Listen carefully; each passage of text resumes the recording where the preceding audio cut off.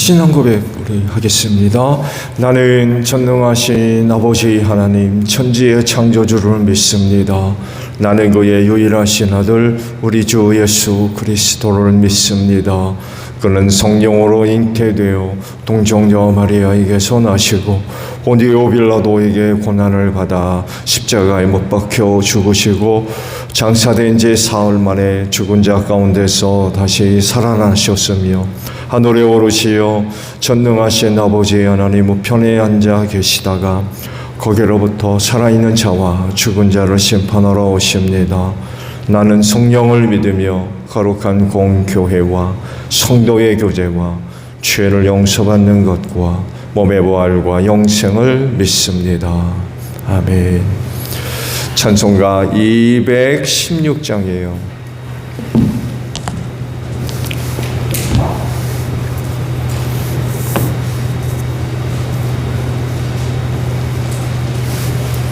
찬송가 216장 부르십니다.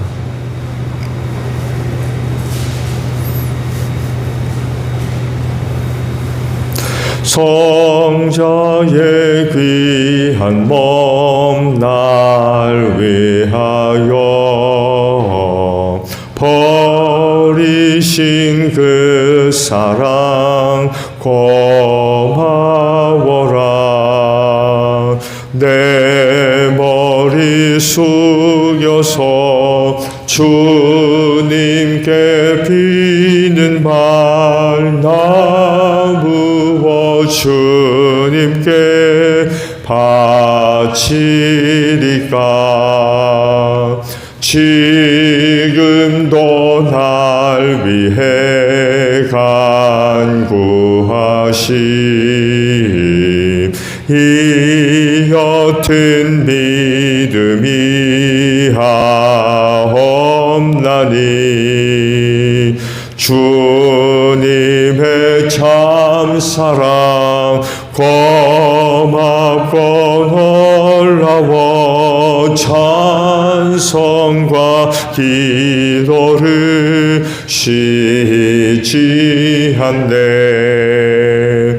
주님의 십자가 나도 지고 신실한 믿음과 마음으로 죄의 사랑과 친절한 위로를 네게 나 베풀게 하옵소서. 만 가지 은혜를 받았으니 내 평생 슬프나 즐거우나 이 몸을 온전히 주님께 바쳐서 주님만 위하여 늘 살겠네. 아멘. 말씀을 봅니다. 민수기 3장 40절로 51절 마지막 절까지 말씀 저와 교독을 하겠습니다. 민수기 3장 40절로 마지막 절이에요. 주님께서 모세에게 말씀하셨다. 이스라엘 자손 가운데서 태어난 지 한 달이 넘은 맏아들은 모두 등록시키고 명단을 작성하여라.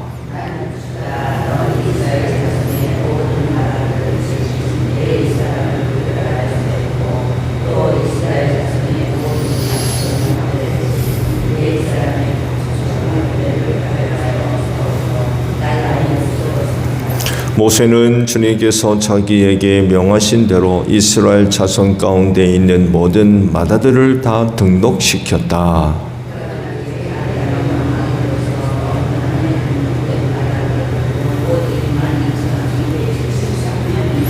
주님께서 모세에게 말씀하셨다.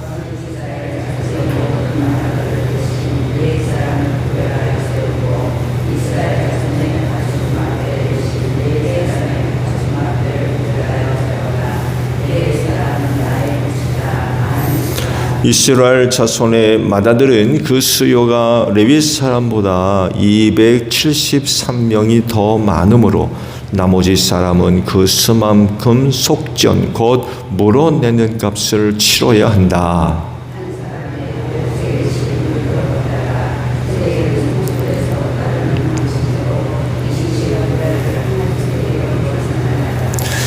그들은 아론과 그 아들들에게 주어서 나머지 사람을 몰아내기 위하여 치는 속전으로 삼아라.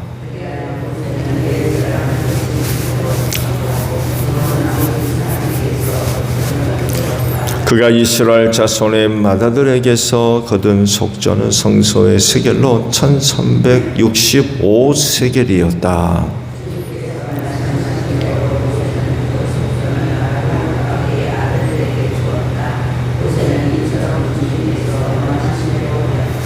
아멘. 오늘 아침에는요 46절에 있는 말씀을 함께 나누려고 합니다. 이스라엘 자손의 맏아들은 그 수요가 레위 사람보다 273명이 더 많으므로 나머지 사람은 그 수만큼 속전 곧 물어내는 값을 치러야 한다라는 말씀입니다. 오늘 주신 말씀의 내용들은 하나님 앞에서 그 레위 사람들을 맏아들로 세우시는 그 공식적인 활동을 기록한 말씀이라고 볼 수 있죠. 이전에는 이와 같은 사실을 그냥 말씀으로만 하셨어요. 그리고 그 말씀을 실제로 이루기 위해서 오늘 주신 말씀대로 여러 가지 그 직접적인 행동을 모세로 하여금 취하게 하셨죠. 그렇게 함으로써 공식적으로 이스라엘 백성들 앞에 레위 지파를 맏아들로 세우는 그런 행사를 갖게 하십니다. 그래서 이스라엘의 모든 그 장자의 수를 계산하게 하시죠. 한 달 이상의 모든 장자의 수가 얼마나 되는지 개수를 하게 하십니다. 그리고 또 하나, 가축의 첫 것까지 전부 계산하게 하세요. 사람만 계산한 게 아니라 짐승의 첫 새끼까지도 전부 계산을 하게 하십니다. 그러면서 레위 지파가 이스라엘의 장자를 대신하듯 이스라엘 백성들이 가지고 있었던 맏배도 레위 지파가 가지고 있는 그 맏배와 같이 계산을 하게 하십니다. 사람은 사람으로, 짐승은 짐승으로 그렇게 이제 개수를 하게 하신 거죠.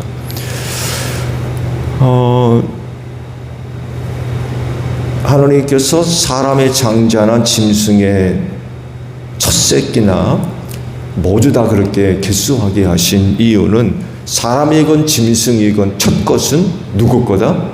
하나님 거다. 하나님 거. 그래서 그렇게 맏배 장자와 첫 새끼를 전부 개수를 하게 하신 겁니다.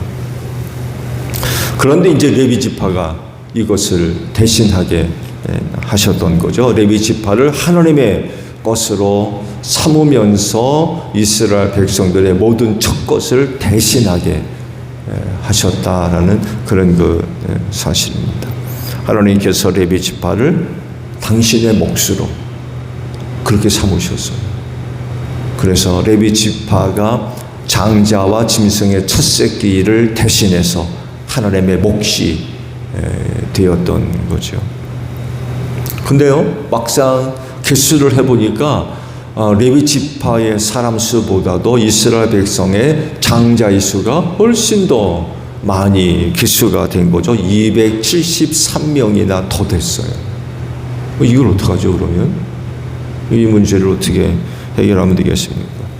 하나님께서 한 가지 방법을 제시하셨죠. 그건 한 사람당 속전을 물어내라 라고 말씀을 하셨습니다. 5세겔씩 한 사람당 5세겔씩. 그러니까 273명이 한 세겔씩 하나님께 속전으로 바치게 하셨던 거죠. 그리고 그렇게 속전으로 물어낸 것을 아론과 그 아들들에게 주게 하셨죠. 그렇게 함으로써 173명의 그 문제를 이제 해결하게 하셨죠. 즉, 첫 것은 하나님의 것이었기 때문에 속전을 지불하고 하나님께로부터 다시 사게 하셨어요. 그런 의미가 있어요. 속전을 냈다라는 것은 첫 것은 아버지 것이거든요. 무조건. 첫 것은 하나님의 것이기 때문에 속전을 냈다는 것은 결국 하나님의 것을 돈을 주고 다시금 샀다라는 그런 그 의미가 있습니다. 레위 지파도 마찬가지예요. 첫 것은 하나님의 것이거든요. 근데 레위 지파를 당신의 첫 것으로 삼으면서 하나님으로부터 되돌려받았다. 장자를. 이런 의미가 있는 거예요. 그러니까 레위 지파가 속전으로 하나님 아버지 앞에 드려진 것이 됐고, 그렇게 함으로 인하여서 장자를 하나님의 것으로부터 다시 돌려받았다. 이런 의미가 있는 것입니다. 이 초태생에 대한 것은 이스라엘에만 있는 게 아닙니다. 세계 곳곳에서 나타나고 있는 종교적인 문화이기도 해요. 처음 난 것을 자기들이 섬기는 신에게 드림으로 인하여서 부수적으로 얻고자 하는 그런 신앙이라고 할까요? 그런 그 바램들을 가지고 있습니다. 첫 것은 신의 것으로 삼았고 그 신에게 드려짐으로 인하여서 타산, 자녀들을 많이 낳는 타산과 그리고 그 공동체가 보호받을 것이라고 하는 그런 그 믿음을 가지고 첫 것을 자기가 섬기는 신에게 드려졌던 거죠. 근데 이스라엘은 좀 다르죠. 그렇죠? 이스라엘은 첫 것을 하나님께 드리는 이런 그 신앙은 그 바탕이 출애굽에서부터 시작을 합니다. 장자의 죽음이 있죠. 마지막 재앙. 나머지 재앙은 이스라엘 백성들이 겪진 않았지만 이 장자의 죽음만큼은 이스라엘도 피할 수가 없었어요. 여기에 바탕을 두고 있어요. 첫 것은 하나님의 것이라고 했을 때 그 의미는 바로 유월절과 밀접하게 연결을 맺고 있습니다. 근동 지역에서는요, 우상 숭배를 보게 되면 자기들이 섬기는 신에게 인신 제사를 드렸어요. 사람을 잡아 바치는 누구 계세요? 장자였습니다. 장자를 잡아 바치는 인신 공양이 근동 지역에 있었죠. 근데 하나님께서 못하게 하셨죠. 그 근거를 바로 이삭에게서 찾고 있습니다. 못하게 하셨어요. 하나님은요, 인간은 물론 식물이나 동물이나 첫 것은 하나님의 것으로 삼으셨습니다. 그래서 초실절을 통하여서 그의 첫 것을, 첫 수확을 하나님께 드렸고요. 첫 배의 동물도 하나님께 드렸고, 사람도 하나님께 드렸는데, 그것을 이제 레위 지파가 대신하게 하셨던 거죠. 첫 배는요, 맏배는 7일 동안 어미 곁에서 젖을 빨게 하다가 8일째 떼어내서 하나님께 드렸습니다. 근데요, 피를 흘리지 못하게 하셨어요. 맏배의 짐승을 하나님 아버지 앞에 드릴 땐 피를 흘려 잡지 못하게 했어요. 목을 부러뜨려서 죽였습니다. 목을 부러뜨려서. 이건 하나님의 것이었기 때문에 어느 누구도 첫 것은 자기가 소유할 수가 없었어요. 모두 다 하나님 아버지 앞에 드려졌던 거죠.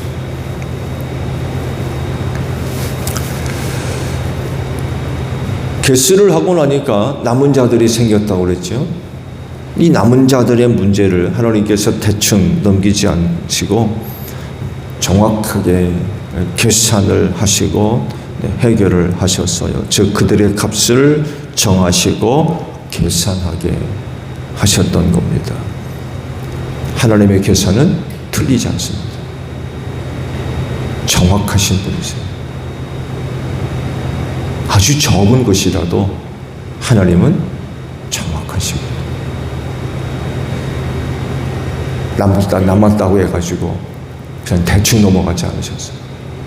반드시 해결하도록 하셨는데 5세계씩 대신 바쳐라 한 사람다.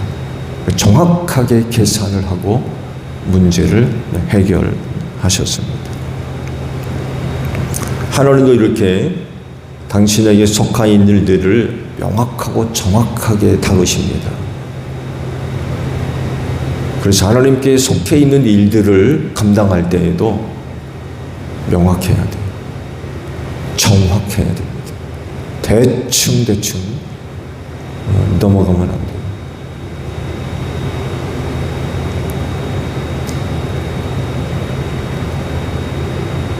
개수하니까 몇 명이 남았는데요. 그래, 알아서 해라. 그러지 않으셨어요. 하나님의 것은 하나님께서 정확하게 다루십니다.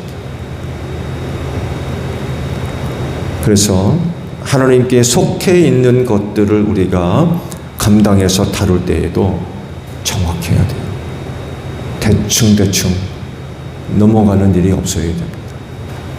어떤 사람들은 뭐 그런 거 그렇게 그러느냐 그렇게 얘기하기도 하는데 그건 세상 일은 그렇게 할 수 있지만 하나님께 속한 일은 절대로 그렇게 해서는 안 돼요. 왜? 하나님도 당신께 관여된 그런 속해 있는 일들은 정확하게 다루셨기 때문에 한 사람도 그냥 지나치지 않았어요. 정확하게 해결하고 넘어가셨어요. 주의 일을 하는 사람들은 이렇게 일하시는 하나님을 명심하시고 일을 하셔야 됩니다.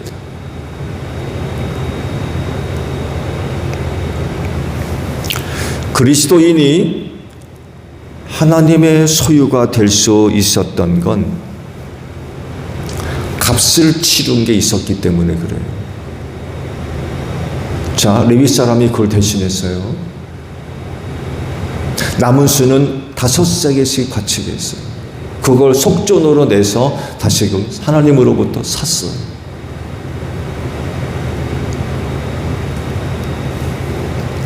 우리가 하나님의 소유가 되는 데 있어서 값을 지불한 게 있어요. 값을 치르시고 그리스도인을 하나님의 것으로 삼으신 거죠. 하나님께서 지불하신 값이 뭐예요? 예수 그리스도의 보혈 값입니다. 십자가에서 흘리신 보혈. 피값이죠. 생명값.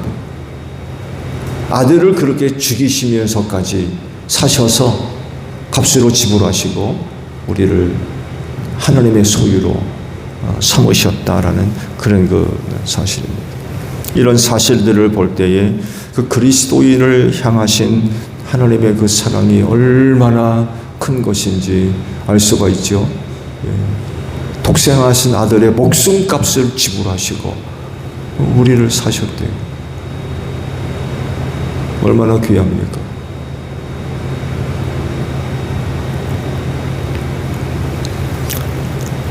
이런 사실이 우리 그리스도인들에게 큰 감격을 주는 그런 그 내용들이죠. 그래서 주를 믿는 신앙생활 속에는 뭐가 있어야 돼요? 감격이 있어야 됩니다.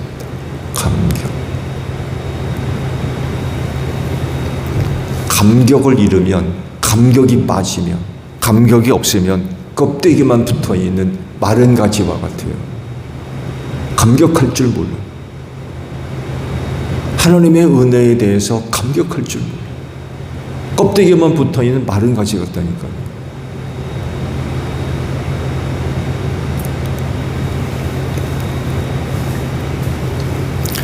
우리가 하나님의 것이 될 때 우리가 한 일은 아무것도 없습니다.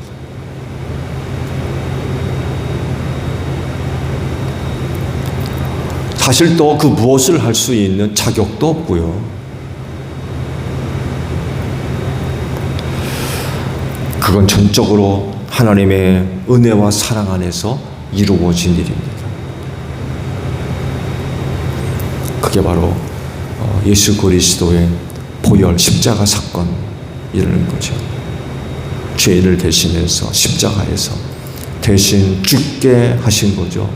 속전으로 내놓으시고 그 피값으로 우리를 사신 바 된 하나님의 자녀들이라는 그런 그 사실입니다. 그러므로 이런 은혜와 사랑을 우리가 생각하면서 겸손함 속에서 우리의 자신을 낮추고 늘 하나님 아버지 앞에 감사하는 그런 그 생활들이 있어야 될 것 같아요. 이게 그 감격이라는 거죠. 오늘도 이런 은혜들을 생각하며 감사가 넘치는 귀한 하루가 되시기를 바랍니다. 주기도문 합니다. 하늘에 계신 우리 아버지, 아버지의 이름을 거룩하게 하시며 아버지의 나라가 오게 하시며 아버지의 뜻이 하늘에서와 같이 땅에서도 이루어지게 하소서. 오늘 우리에게 일용할 양식을 주시고 우리가 우리에게 잘못한 사람을 용서하여 준 것 같이 우리 죄를 용서하여 주시고 우리를 시험에 빠지지 않게 하시고 악에서 구하소서. 나라와 권능과 영광이 영원히 아버지의 것입니다. 아멘.